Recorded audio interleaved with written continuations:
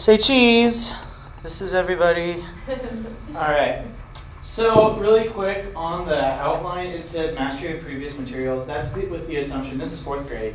So it's the assumption that this has been like a year-long class, maybe once or twice a week, and you've already understood the material on there to break into the material. And then this, the mystery composer, in my mind, I'm thinking like, every week you do a new composer and you give them this handout and the parents can go on and they can do this, and at the end of the year they get a quiz and the person that gets them all right gets a prize.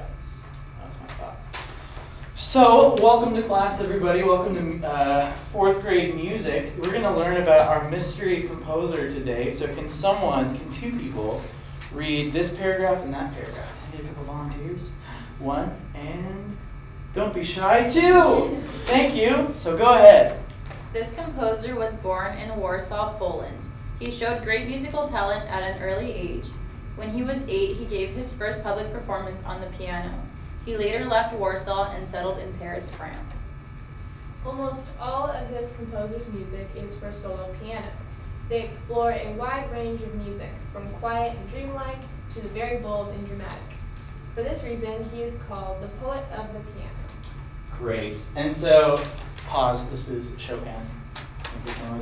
So, the mystery composer wrote something, because he was from Poland and he was Polish and he had Jewish background. He wrote a lot of music called mazurkas.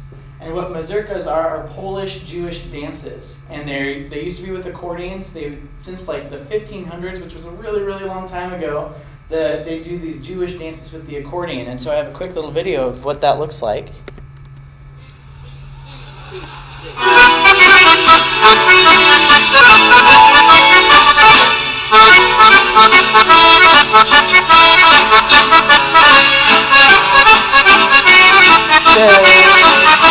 And if it was a full class, we would watch that whole thing. And then it later developed into this dance.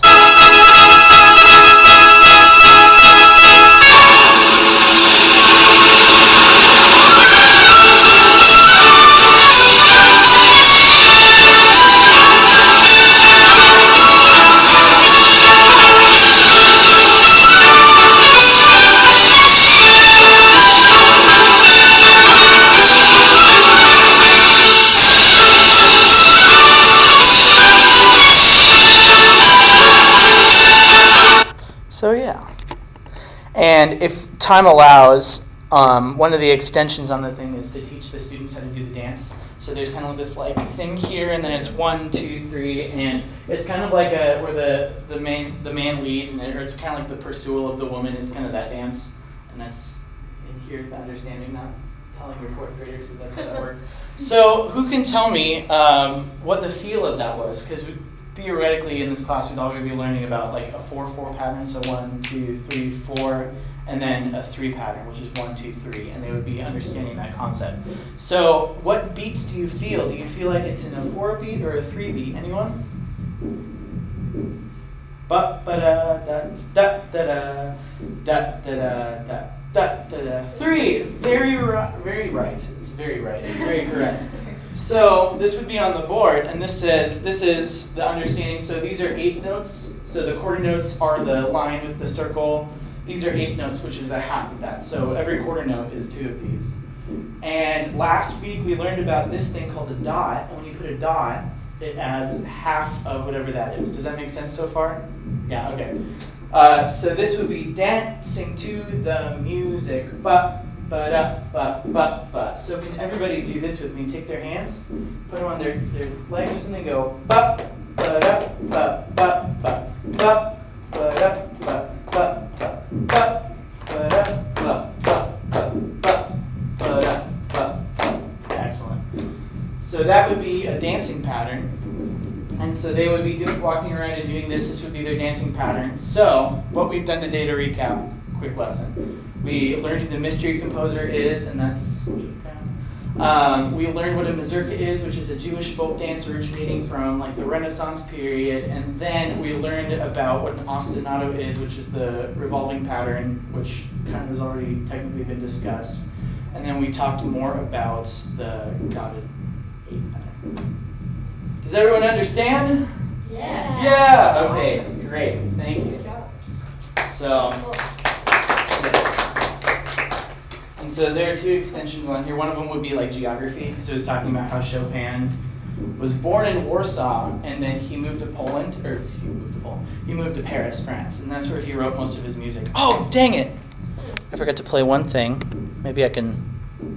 This is Chopin's music.